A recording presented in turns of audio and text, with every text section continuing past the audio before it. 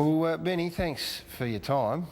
First question, mate, how are you travelling? I mean, you look fantastic with everyone in the footy world. Going okay. Yeah, life's good. Yeah. I've enjoyed the time away from footy this year. Yeah. Do you feel like you're on track with your recovery? Yeah, no, that's going well. So, it's an ongoing process. But what sort of things have you had to put in place for your recovery? I'm not going to really go into, that in detail. I guess that'll hopefully come out later in the year with the documentary. Yeah, that's going well? Yeah. I've sort of felt compelled to make the documentary because I think there's very few things that are out there that show what it's really like for addicts. This being something made by an addict. Yep.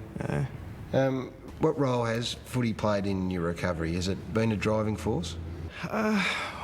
It's definitely been a driving force in me wanting to keep that option open. I've maintained my fitness, which I find relatively easy to do, but I've done that with the view of, keeping that option open, signing off on all the criteria that the AFL have set for me, so that when the opportunity comes, that the decision can still be mine.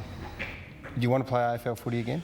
Yeah, I'm not sure. In the perfect world, it'd be great. I'm just, at this stage, just keeping the option open and seeing how I feel later in the year. The decision will be made, I think once the footy season's over. Well, what are the things that would stop you from playing AFL footy?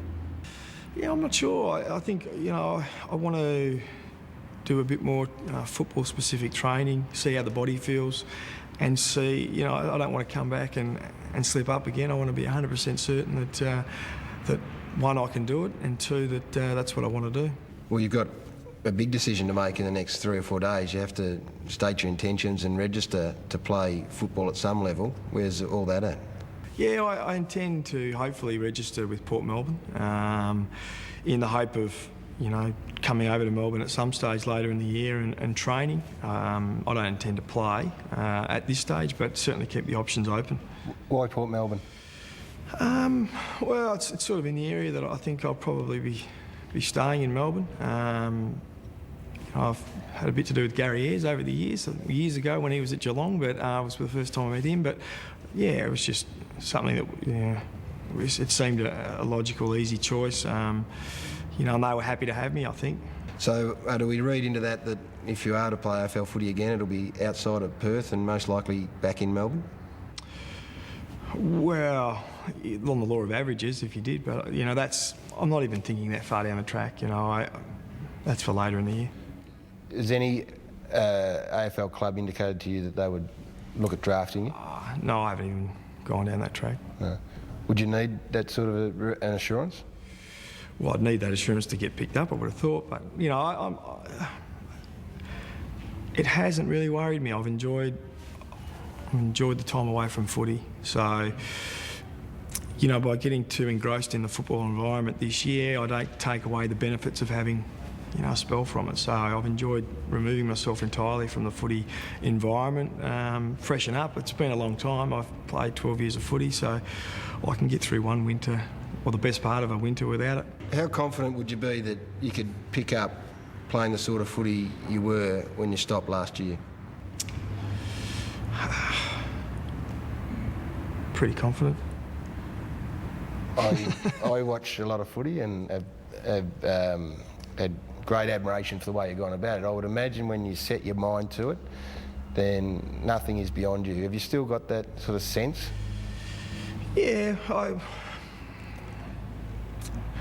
training and preparing for footy is the easy part for me. So, if I ever made the decision to come back and play footy, it's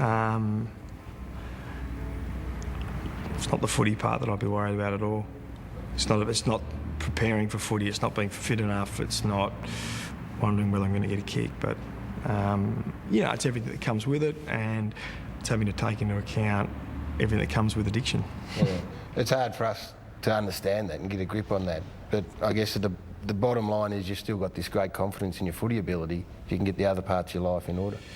Yeah, and that's always been the case. I wasn't playing bad footy before I shipped off to rehab, so, from that point of view, I've been highly functional. So it's never been a case of it affecting my footy or diminishing the impact that I can have on a game, but yeah, it's just the off-field stuff that it runs into. So. Yeah.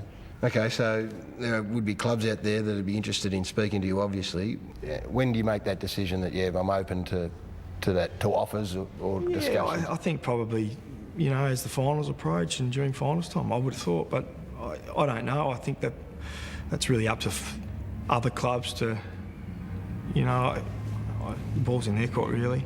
It is, and I think, smart enough to understand it's going to be the intriguing footy question between now and then is, why would clubs put their hand up for Ben Cousins? Do you think you'd have to sell yourself aggressively to these clubs, and are you prepared Well, to the do question is, why would they or why wouldn't they? Yeah. Why would they? Why would they? Yeah. Well, I thought I played reasonable footy over the course of my career. You're being modest. I mean, you're playing at I'm being a Stanford. bit sarcastic. Like, why wouldn't they? Yeah. You say, why would they? Why wouldn't they? Yeah. Well, why wouldn't they, as they say? I don't know. That's my opinion. But the question would be, can we take this player into our environment? We know. Yeah, and that's up to them and the culture and environment of their footy club. Yeah, but that's that's for them to decide. Yeah. So, would you give assurances from the point of view of the path you've been down, from the drugs point of view? Can you give that assurance, or is that an ongoing question? Yeah, well, it's an in-depth question that can't be answered in the space of a couple of minutes, but yeah.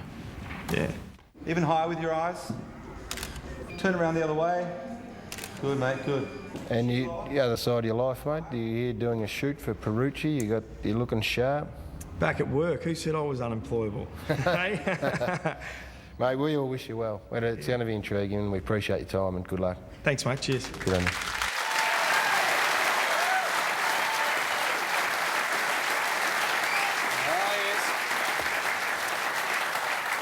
This question for you, Gary. Your great mate Chris Connolly is coming out here later to talk about the Legends game. He runs the footy department in Melbourne. If he looked you in the eye and said, you've just spent half a day with that bloke, should we get him onto our list? What would you say? Not Melbourne, I don't think, because Melbourne are a fair way off it. He's 30 years of age. From a pure footy point of view, I've got no doubt that he'd be able to come back and play footy next year and play at a really high level. I don't think there's any doubt about that, and you can see in the interview he knows it in his own mind. He was absolutely confident, and he had that almost a smug smile about his footy ability. It still remains the off-field issue that he hasn't quite got his head around or is convinced in his own mind, and he's going to take his time, obviously, get back to Port Melbourne and train, and then go through the process of talking to clubs somewhere along the way. Now, No, geez, you outdid him fashion-wise, guess. He had the cardigan on when you interviewed someone a couple of months ago, and he had the avant-garde collar turned up, the bohemian look. You outdid him. Gary. Yes. I love Brian, his father, and I don't know Ben well, but I admire him, and that's... People say, well, how could you admire him? I do.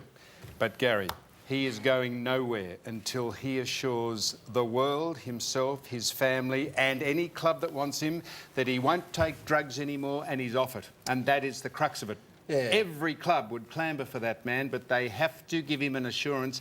And if he gave the AFL an assurance that he wouldn't take drugs anymore, and he did, then what?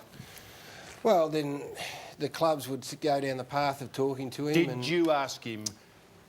I did ask him about the assurance, and it's the one area that he was very loath to talk about. Could you tell me, Ben, did you ask him, could you tell me, Ben, that you'll never take drugs again? I asked him, could he give that assurance, and he said he didn't know. Could any of us say that? Well, he said he didn't know, and it's something that would take longer than the period of time that we had to talk to him. Now, he's making a documentary. I'm pretty sure that a lot of that stuff's going to be pretty raw, and I've got no doubt he kept a lot of it back from us, but there's no doubt a club wouldn't commit to him unless there were some measures in place.